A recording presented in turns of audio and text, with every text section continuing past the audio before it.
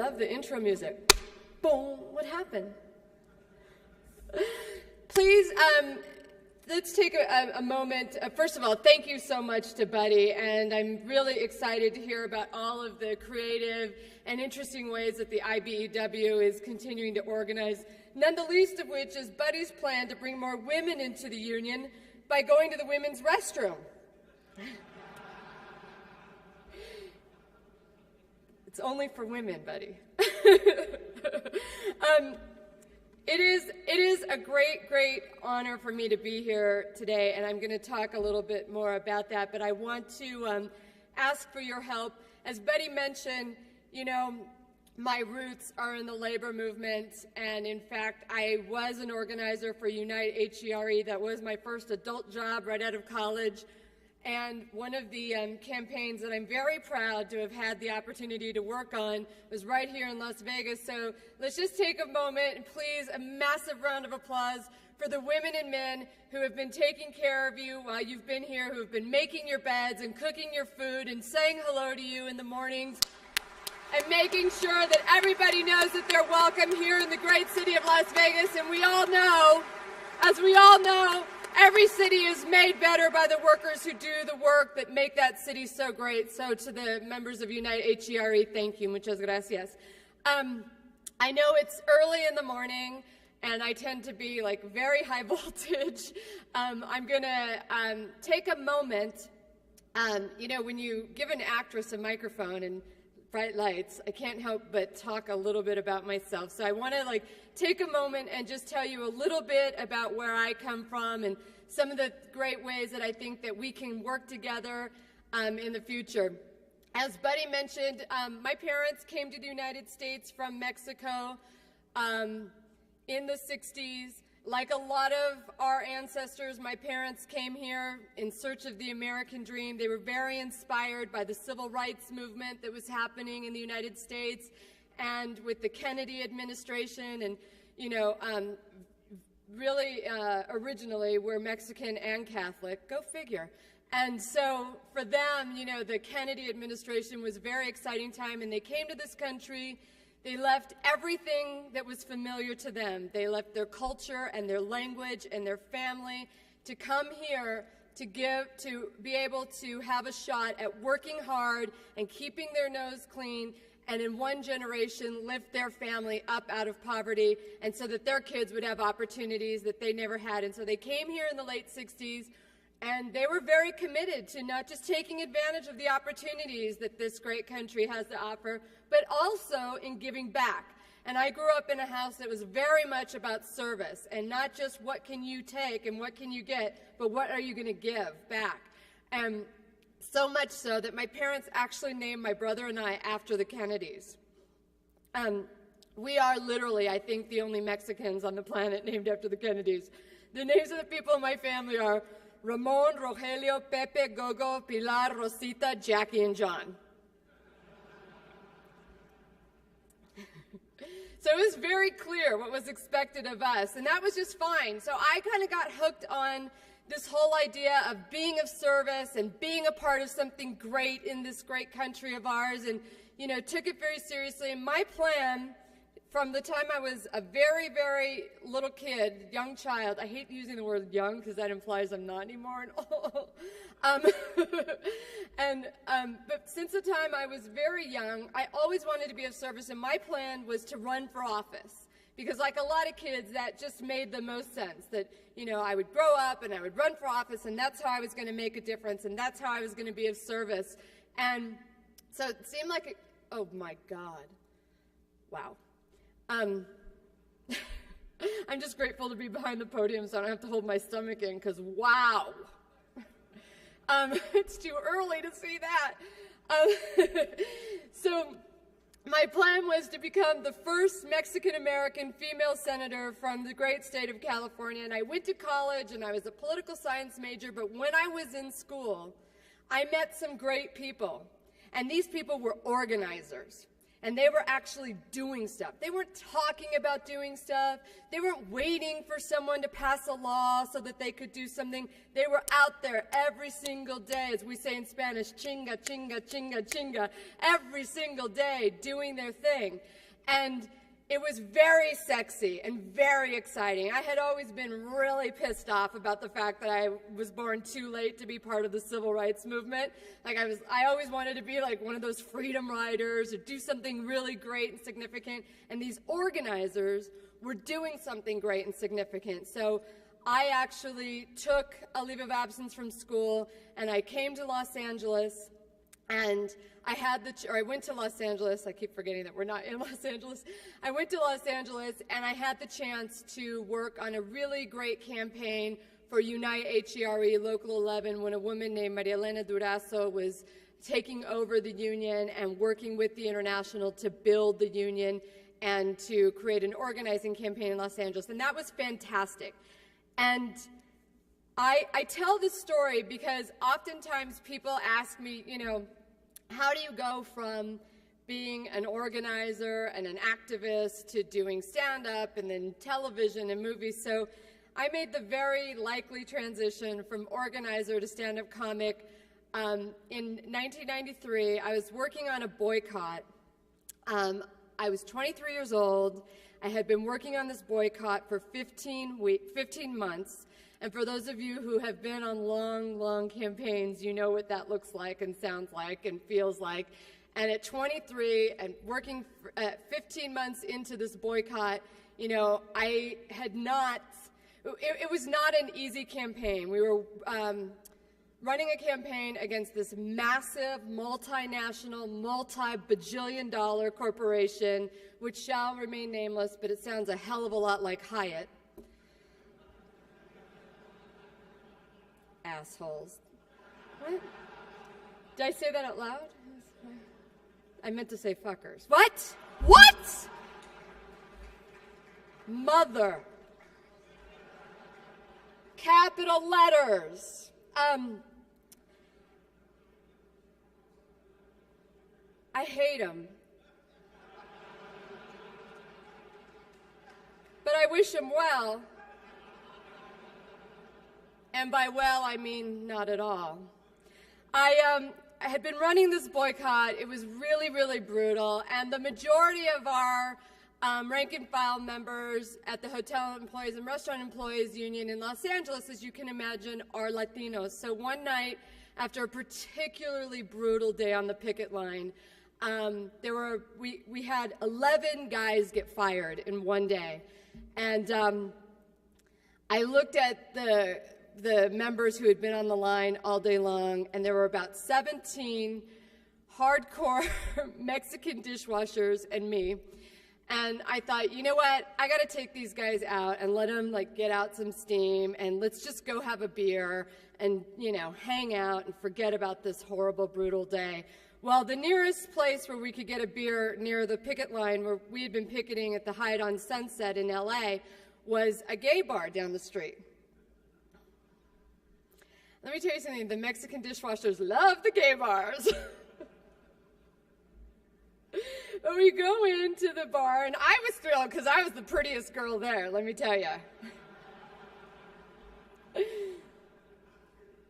And I'm there with the guys, and I'm trying to be one of the guys and just hang out and do my thing. And I realized that there's a talent show at this place.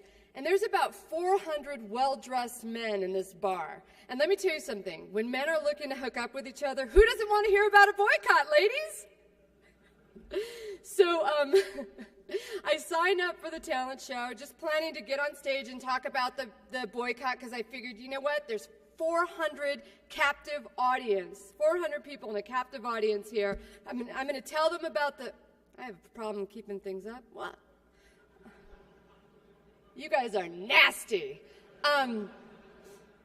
Believe me, I don't.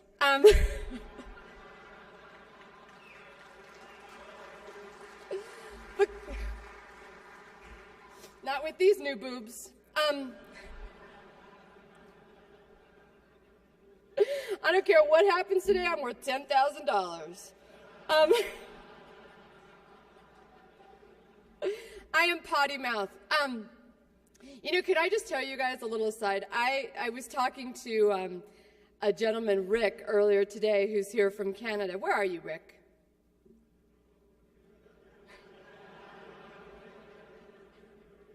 Let me pick a less common name, Bob. It's such an easy way, by the way, to get applause. You just say a name that you know it's out there. It's like, that's how you become an applause whore. Like, anybody here named Jim? I was speaking to a gentleman from Canada earlier today, and he was saying, like, do you like Las Vegas? And the truth is, I do love Las Vegas in theory, but the reality is that in the last 2 years, I've lost 170 pounds. So let me tell you something. 300-pound Jackie, who, by the way, was a lot of fun. 300-pound Jackie loved Vegas, buffets, hola. And I used to smoke, so Vegas was like my town, man. You know, I worked for the Hotel Workers Union. I loved the all-you-can-eat buffet. I loved to smoke and drink and gamble and stuff. And now that I don't smoke and I've lost weight and I exercise, I'm in Vegas and I'm like, what do I do? What do I do, right? I'm so lost, but I like it. Little aside. So I'm in this gay bar with 17 dishwashers, fantastic. And I think, you know, I'm gonna get some support for this boycott. So I signed up for this talent show, and I get on stage, and I followed a drag queen who did Gloria Stefan's conga. You know, come on, everybody, we would do that conga, that song, through her nose. So just to set the tone, then I get on stage and I'm talking about the boycott and the workers and organizing and how important it is, and I'm just like talking about my day on the picket line, and the most miraculous thing happened. After 10 minutes on that stage, I got more signatures on my boycott petition than I had gotten the entire month on a picket line. And I went, you know what? This is how I'm going to make a difference. This is how I'm going to be of service. This is how I'm going to make my mark on the world, because I realized the power of standing on that stage and the lights on you and the microphone and everybody paying attention to what you're saying. And having been an organizer and been on the ground for so long, I know, and you guys know, how hard it is when you're organizing and the media, all they're saying is unions suck and unions this and oh my God, and it's a waste of time and be independent and what's wrong with you and you should just go out and do things on your own. And I realized in that moment that what I could do was I could go out and do stand-up and get on stages all across this great country of ours, and I could talk about the issues that were important to all of us. And I could talk about unions and the labor movement and what it is to grow up as a Mexican-American woman in the United States and be the daughter of immigrants and all the things that were important to me, but also to promote the labor movement. And so I went to work the next day and I told my boss, who I have tremendous respect for, Maria Elena Durazo, and worship and adore her. I told her that I was going to quit my job, which she loved. I was going to go be a stand-up comic, and I was going to travel around the country, and I was going to get really, really famous, and every time somebody put a camera in front of my face or a microphone in front of me, I was going to talk about the issues that were important to us in the labor movement, and then I would just keep doing stand-up, and eventually somebody would say, like, what do you want to do in show business? And I would say, well, you know, I'd really like to host a talk show. I'd like to be the Latina Oprah and then get really, really popular and have the show be about workers and workers' rights and women and super chicas and all this fantastic stuff. And then that show will be really, really entertaining and really exciting. And one day people will refer to Oprah as the Black Jackie. And it seemed like a great plan. And it took me about 6 months to phase out of my job with Local 11. And just, you know, a little FYI, we won that campaign and we kicked their motherfucking asses.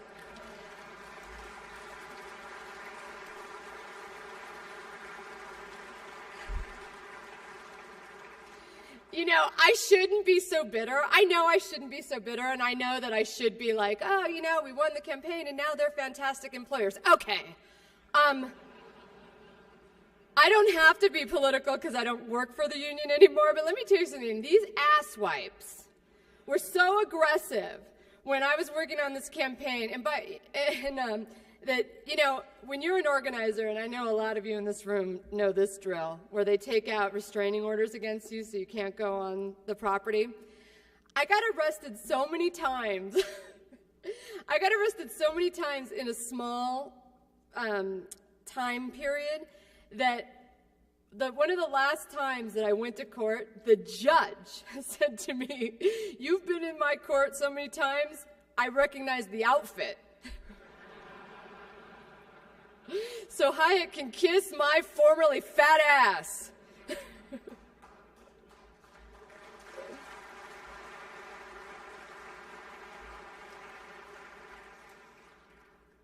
So I don't tell this story because, like, I think I'm so great and look at me, I got on stage and got these signatures on my boycott petition, but look at me, I got on stage and I got these signatures.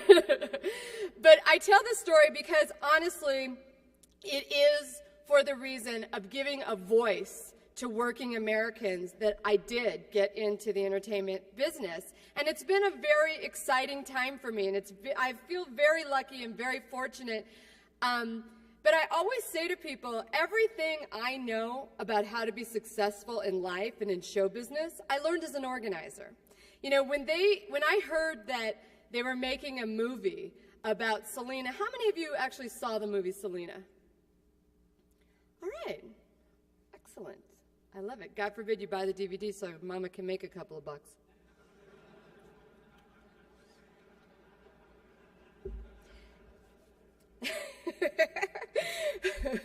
I got to pay off these $10,000 knockers.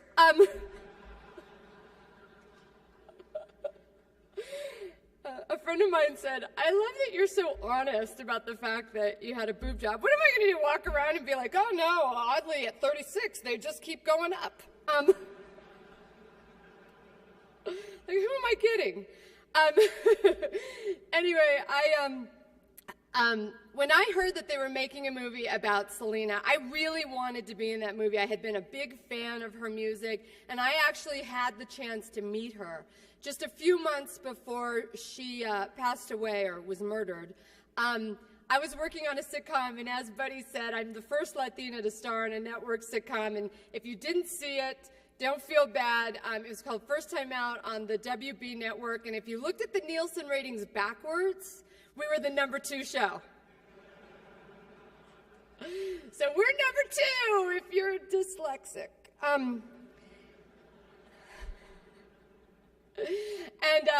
So I got to go backstage at one of her concerts and meet her, and her sister, who was the drummer in her band, was backstage. And it was one of those moments I go backstage and I see the sister, and oh my God, we looked so much alike. We were the same height and about the same size, and we were wearing the exact same hat and the exact same shoes and the exact same lipstick, MAC Russian Red. And there are 4 women in the room, yeah. Right? And it was so bizarre how similar she and I were, except that she's a Mexican from Texas with the Southern accent. Like, I don't know what to say about Mexicans with Southern accents. I'm apologizing for my people. I don't get it. I don't get it. You're Mexican. You don't say y'all. It's like Chinese people with Southern accents. What the? So she's a Mexican from Texas, I'm a Mexican from California, and we look so much alike, and you know, we meet each other, and we look at each other, and we're like, oh my God, you're gorgeous.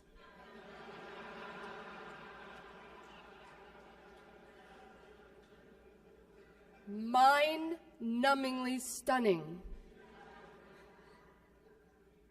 And so when I heard that they were making a movie, I was like, I got to play the sister. I got to play the drummer in the movie. I was born to play this role. So I called my agent, and I said, listen, they're making a movie about Selena. I've got to play the sister. You got to call and get me an audition. So my agent, you know, takes her time. I'm a big, fancy Hollywood agent. I can't get a little pep in my step. Drag ass. And like 3 or 4 days go by, and I'm like, what's going on? You know, I need my audition. I got to go in there and get this role. I'm going to be in this movie. And she calls the director, and to get an audition, she calls me back, and she says, they're not going to see you. Excuse me? No, they're not going to see you.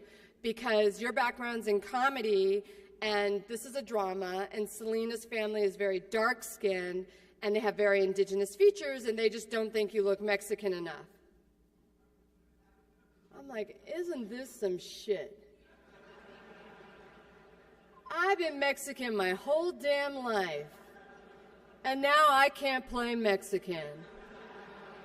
Welcome to America. Right? Hello, have you heard of tanning booths? Like, it was so absurd to me, but I'm an organizer, and we don't take no for an answer. And as Cesar Chavez said, you want something in a store that's closed, you don't wait for that store to be open. You go get the owner and you have them open that motherfucker for you, right?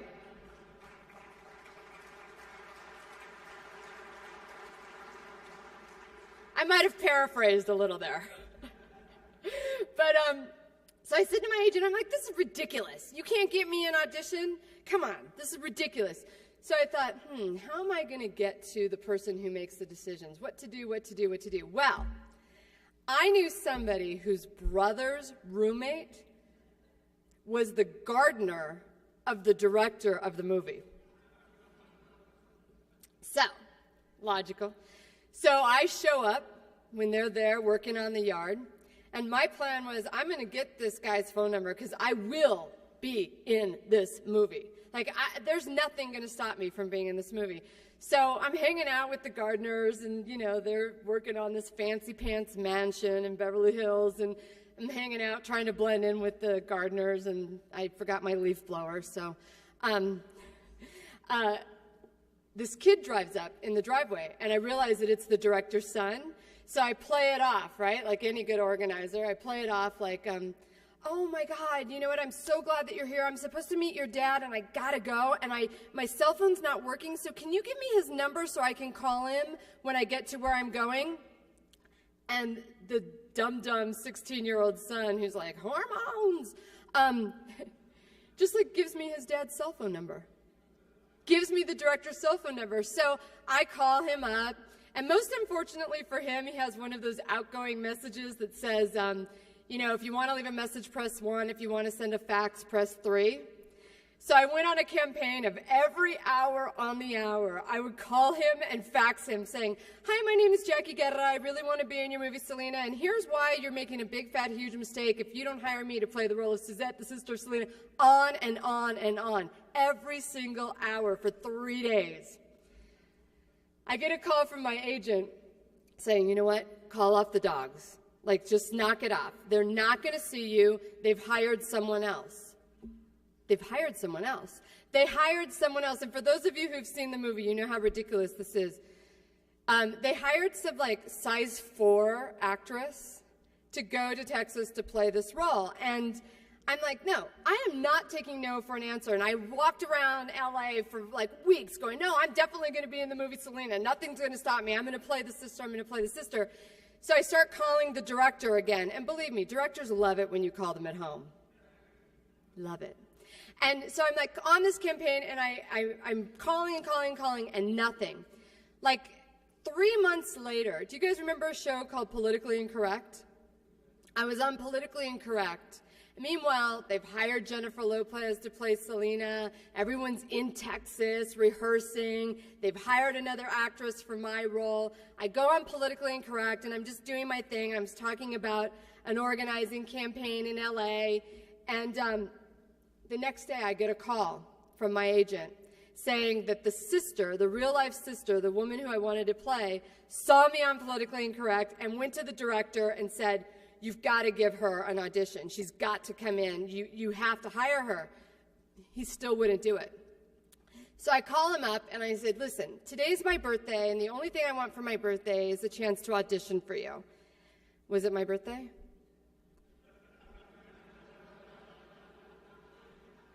Por favor. But I did get my audition.